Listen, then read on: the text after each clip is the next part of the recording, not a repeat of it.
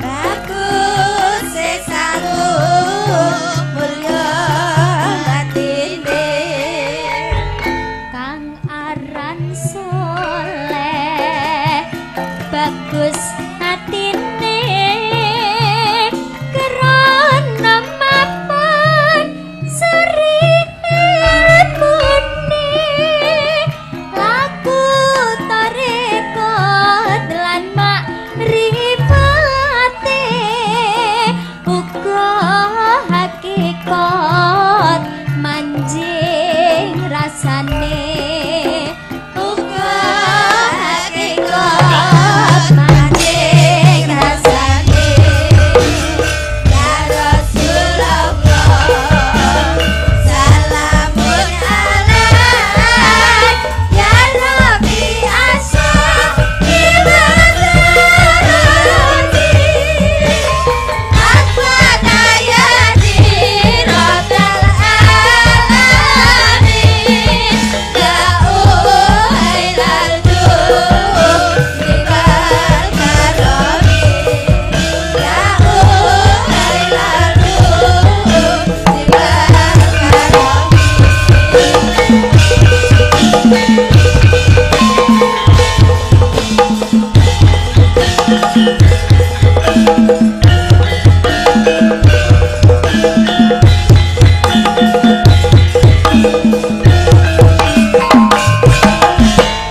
Subhanallah walhamdulillah wala ilaha illallah wallahu akbar.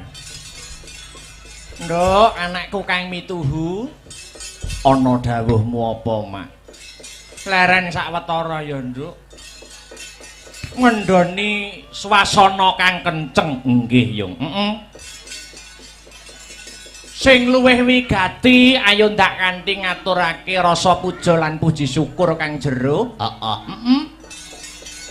Konjuk Gusti kang murbeng dumadi Allah Subhanahu wa taala, Tuhan yang Maha Esa, yang Maha Rasa sejati, nggih. Kang wis melimbarake berkah lan kenikmatan, wujude nikmat sehat, nikmat sempat, nikmat iman. Ngono ya, Yung. Nduk. Iya. Mokal tanpa nikmating pangeran aku karo kowe anakku bisa manunggal lan tetunggalan ing bengi iki. Oh iya, nggih Yung, heeh. Banjur aku karo Biyung bengi iki sowan ana ngendi lan dalam rangkaian apa, Yung? Iki sowan ana ing para pepunden lan sedulur kang lenggah ana ing desa Ngadipura, Kecamatan Wonotirta, Kadipaten Blitar. Acarane bersih desa, Nduk. Wah iya. Iki wis kelebu agenda rutin tiap tahun. Ngono. Bersih desa yang pada intinya ya kuwi wujud rasa syukure masyarakat kang lenggah mapan ana ing desa Ngadipura marang kabeh kenikmatan kang wis diparingake saka Gusti Allah. Oh nggih Yung, heeh. Iya. Dene taun iki, heeh. Awake dhewe sak kanca kang ketiban sampur pinercaya paring lelipur, heeh. Nggelar kelir gantung gong menghibur warga masyarakat Ngadipura. Wah hebat. Ing ngatasé awake dhewe lagi sepisan mrene nanging antusias lan apresiasi warga masyarakat kene luar biasa ya, Mak. Wah, tenan tak acungi jempol kok, Nduk. Ngono. Penonton kebak wiwit sore, heeh. Kamangka lagi sepisan iki sowan. Ngono. Mula itung-itung awake dhewe sowan ana ing kene uluk salam karo para warga masyarakat kene. Nggih. Ora arep apa-apa kok, Nduk, tenan. Sing baku nyambung tali paseduluran karo warga ing Ngadipura kang sarta ngalap berkahe para pepunden lan pinisepuh kang mapan ana ing Ngadipura kene. Nggih, Yung, heeh. Mula wis sak wajibe aku karo Biyung ngaturke panuwun marang para pepunden Ngadipura ya, Mak. Bener, Nduk, heeh. Ngaturke panuwun kang tanpa pepindhan, terima kasih yang sangat banyak kula kunjukaken setunggal. Nuni nggih Bapak Kepala Desa Ngadipura, nuni nggih Bapak Eko, heeh. Kang angka kalih sedaya perangkating Desa Ngadipura, Ketua Panitia Pak Kasun, ingkang boten lan sedaya panitia ingkang boten kula sebataken setunggal mbaka setunggal, ingkang sampun ikut andil mensukseskan lumadining adicara bengi iki. Wah, iya nggih ya. Uga ora lali ngunjuke matur nuwun marang sedaya lapisaning masyarakat Ngadipura ingkang sampun paring kapercayan kula sak kanca paring hiburan wonten papan mriki. Nggih ya, heeh. Alhamdulillah. Tur aku ki niteni kang sarta nyawang kahanane desa Ngadipura kene. Oh ngono. Kene iki kelebu desa sing komplit kok, Nok. Desa sing komplit. Agamane kuat, budayane ya kecekel. Oh ngono. Dadi agama karo budaya mlaku berjalan seiringan. Oh ngono. Mlaku bareng. Oh, agama karo budaya ki aja digathukke, aja dicampurke, mengko ndak warsuh. Oh ngono. Ibarate kaya ril sepur kae. Oh, ril sepur. Ril sepur kae tengen karo kiwa mlaku bareng. Ning yen digathukke sepure tabrakan. Oh ngono. Dadi kene iki agamane ya kuat, budayane ya kecekel. Wah tenan kok. Imane para warga masyarakat ning Ngadipura ki hebat luar biasa. Kok nganti masjid adzan Allahu Akbar, masyarakat Ngadipura gerutuk ning sawah. Ning masjid lah iya ning sawah ngejak ngampiri kancane terus dijak bareng ning masjid. Oh iya, luar biasa. Ngadipura sing dadi jenenge. Iya. Asma Kinarya Japa utawa nama membawa doa. Apa ana maknane? Ana Ngadipura. Ngadipura maknane apa? Yen pancen biyung ngendikake asma Kinarya Japa nama kuwi mengku doa. Ngadipura, nga iki apa? Ngabekti mring Gusti kang murbeng dumadi, nindakake ibadah nanging budayane tetep digondeli. Itulah warga masyarakat Ngadipura. Wah iya, kuwi nga, ya. Bajute disesuwun marang Gusti. Muga-muga sak rampunge wayangan desa Ngadipura dadi desa sing baldatun, thayyibatun, warapun ghafur. Wah iya, Ngadi wis pusat segala sektor mapan ana ing desa Ngadipura, pusat wisatane. Oh, ana pantai wae 10. Lah iya, Pusat budayane uga kecekel, uga pusat UMKM. Oh, ngono. Mula motone utawa slogane ana ing Bersih Desa tahun iki, UMKM maju, masyarakat gumuyu. Wah iya. Iya Mak, iya. Sing terakhir rasa siji lan sijine wis manunggal antarane Bapak Kepala Desa Pak Eko, warga masyarakat kang sarta dalang akbar sing disuwun mung Desa Ngadipura bisa selangkah lebih maju. Tepuk tangan untuk Desa Ngadipura pada malam hari ini. Wah. Iya, hebat luar biasa. Apike kaya ngene nek taun ngarep ra balik nek celorot ijo kan kulon aku ra melu-melu nduk. Wah iya. Celorot ijokan kulon apa wong mikul suket ngono lho. Lah iya, sowan komplit Mak, sowan komplit. Kanca-kanca asung panggondo bratan ing kautaman disingkat Astabrata. Wah iya. Saka kutha angin, kota Nganjuk. Dulur-dulur saka Ngadipura mbak menawa kapinujon senggang utawa dolan ning Nganjuk tak aturi mampir. Iya, mampir dalem keakbaran. Wah iya. Iya, iya.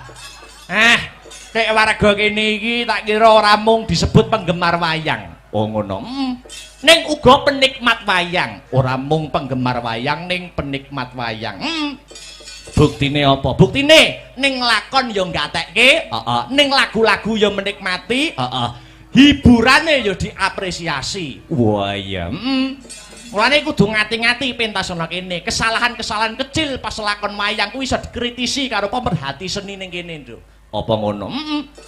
Contone apa? Kesalahan-kesalahan kecil umpamane ning wayangan. Ning wayangan iki umpamane apa? Sing kudu ngati-ati. Umpamane nggur sak sepele sederhana tancepan wayang. Iki kudu ngati-ati. Tancepan wayange piye? Umpamane dalang nggur sak-sake nancepne wayang ngene. Kuwi kok bar iso dikritisi. Oh, nandualang nancep nang wayang deglak kaya ngono. Oh, sing bener piye? Sing bener lha iki nek kae irenge to, Nok. Lah iki dipasne. Lah, dipasne pelek. Lho, pas sikil lho, disawang nak gagah. Oh, ngono. Wah, iya apik-apik. Wayang apa iki? Gatotkaca. Oh, apik iki, Nok. Iya, mereka warga kene nek seneng Gatotkaca iki prada emas asli. Mang juta tak culne iki. Malah tawa wayang. Ya, iya luar biasa. Pasugatan Banyumili. Wah, tenan, Nduk. Kanca-kanca peladen lan panitia khususnya Pak Lurah lek ngerangkul Den Akbar wis kaya dudu karo wong liya. Iya, kamangka lagi sepisan jiki, suguh gupuh lungguh aruh orang nguci wani. Petitik pasugatan wiwit sore Banyumili ya, Mak. Wah, jan dedaharan enak mirasa. Oh iya, Banyumili suguhane dedaharan komplit. Ha iya, kabeh disembadani, kabeh disumbutke. Oh ngono. Dedaharane top, makeme enak. Kekurangane siji nok. Kekurangane apa? Jedinge ora enek lampune. Lah aku akhirnya nggawa HP, tak nggo senter. Lah pas mengo mengisor kaget no aku. Loh anak lanang ngono. Lah iya. Ya, luar biasa, luar biasa. Alhamdulillah. Kembali ke benang merah. Ya piye, Nduk? Biyo ngarep ndongake apa marang warga masyarakat kang mapan ana ing Ngadipura kang bengi iki ngadani adicara bersih desa. Dongaku ora mandek kok, Nduk. Dongaku Banyumili ngono. Muga-muga sak rampunge ringgitan kabeh para warga masyarakat Ngadipura pinaringan ayem tentrem, gemah ripah loh jinawi, karta tata raharja, murah sandang kelawan pangan adoh saka bencana alam. Allahumma amin ya rabbal alamin. Jebul kae sing aja mari susu lho ki ngomi ke. Peh jan dadi wong penyumpeng ora iso to bar iki. Dadi penyumpeng iki. Ngagem niki napa niku? Oh.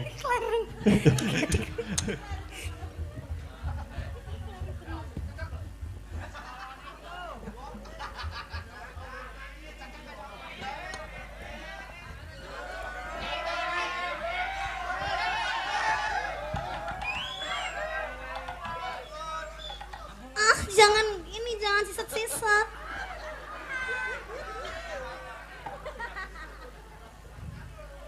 Anu bar njaluk rokokmu sitok ae.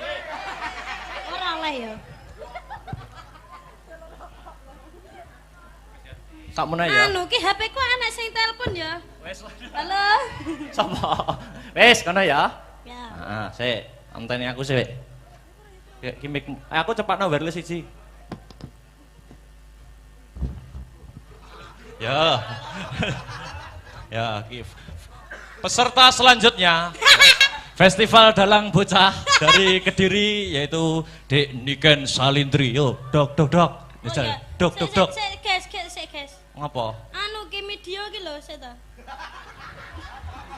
Apa ya nek dalang kok nge-vlog lho terusan. Nek wis dalang madhep debok ki fokus konsentrasi. Ya. Dok. Ngono.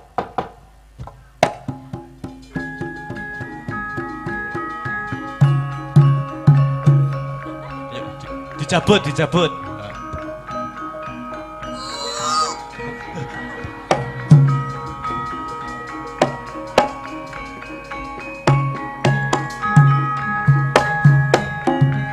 Mas, kula nge-vlog HP-ne ceblok.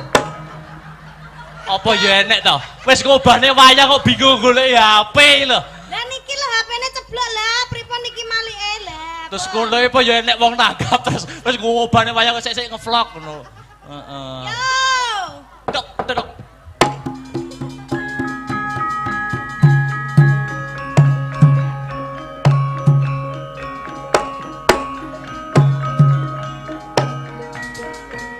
Dileh kayane wis ilang. Wah rusak kok. Yo metu Pak Dalang karo Bu Sinden.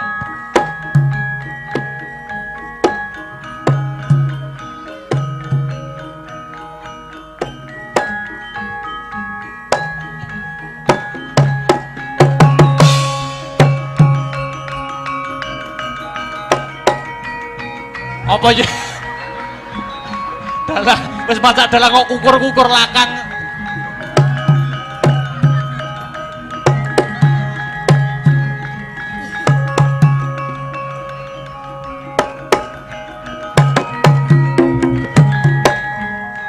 Nah, omong-omongan saja. Loh, dalangnya mengi dalangnya. Bune Wedah, bune. Aduh. Ya apik terus. Kalem Pak nih. Wah. Apik. Ya terus. Ya ngalah bojoku kok suwi-suwi saya ganteng ya ampun bagus cium dulu. Aku nih jane pengen ngono kuwi mong aku. Terus bahas apa? Di luar panggung bahas nyejel apa bahas? Di luar pementasan. Pane apakah sudah makan? Urung bune tulung gawekno kopi. Mangan kok ngopi ya? Lah. Hah? Lah ya kopine digrogoti, Mas. Tak siapne mamse ya Pakne cium dulu. Wah, wes ya. Yes, terus mangane teko teng. Nah, terus. Ini makme apa? Ibaratnya makme apa? Iki mangane ngono mik, Mas. Oh. Miknya cilik ya? Mikir cilik. Iki pakne makme. Ah. Oh iya bune. Heeh. Iki piye ta jane yo ngalah. Wah. Didulang no, didulang. Ya ampun. Hei! Ngono kuwi peng piye ta aku lali aku ngono kuwi. Ya ampun, bojoku lek ra didulangke ngene iki lho, nafsunya makan itu berkurang sampai awake kurus kayak ngene iki. Ya ampun.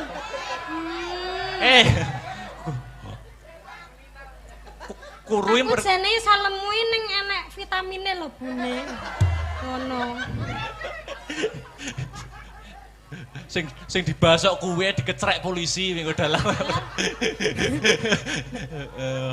Mbah. Terus piye neh, Mas? Bahas apa keseharian. Kesehariane kita ye. Lah ya pi kesehariane Pak Dalang karo Bu Sinden.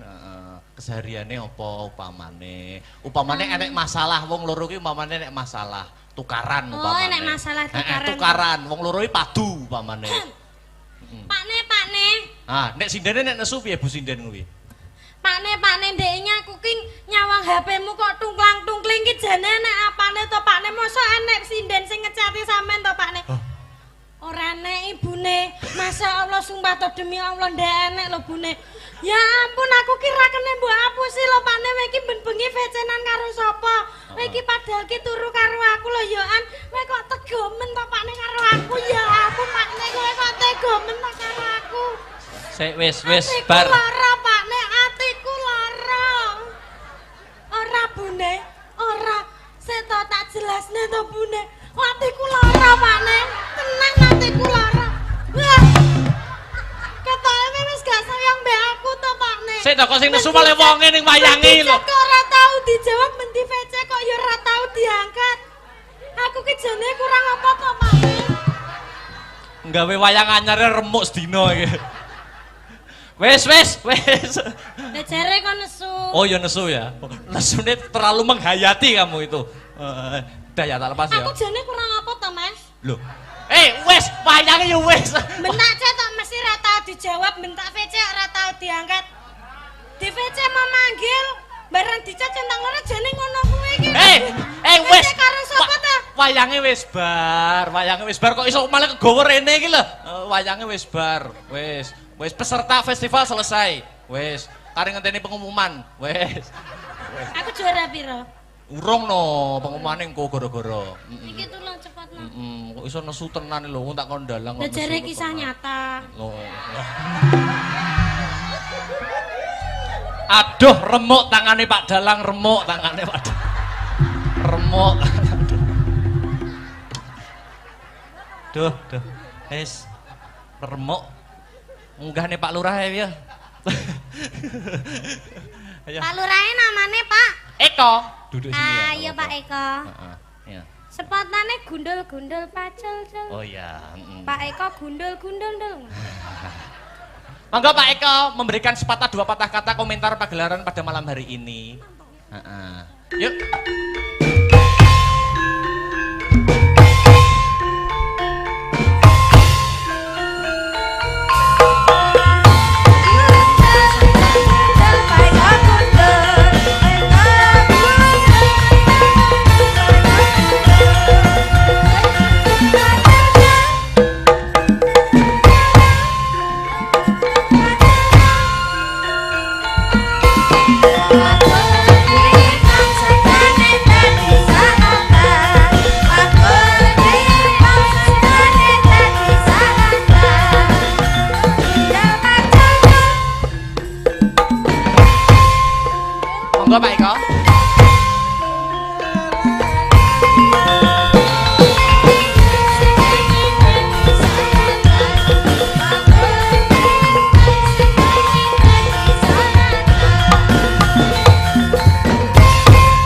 Eko pundi Pak Eko? Wow, cari jalan ya.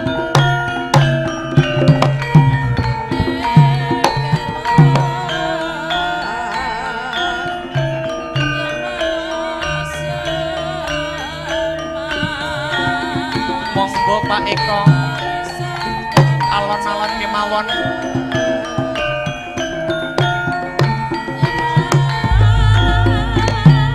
Siap. Ditunggu. Oke, siap. Musik ya Ki. Lha niki Dik mic-mu. Oh iya, iki Mas mikmu.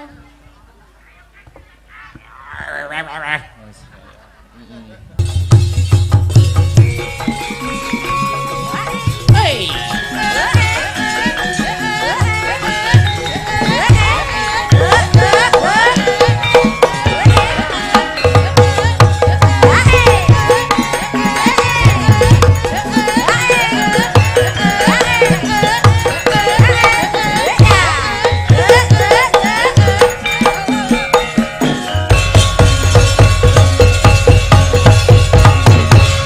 Wilujeng dalu, selamat malam Dek Sinta. Nggih, sugeng dalu Mas Dalang. Blitar kota istimewa menyimpan berbagai situs sejarah dan kebudayaan.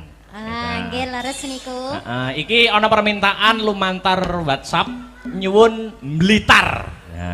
Blitar. Lagen Blitar. Dilanggamne dhisik, mengko lagi irama seger dangdut. Mengko arep digawe buka celuk wae ora apa-apa. Oh, buka celuk. Buka celuk ya ora apa-apa. Mengko, Yuk. Sak pinten riyen? Ya. Dados. Blitar kutha cilik kang kawentar. Etipeni gunung kelut kan ngayomi. Blitar jaman Jepang nate gempar. Peta brontak sing dipimpin Supriyati. Blitar nyimpen awune Sang Nata. Majapahit ana candhi penataran.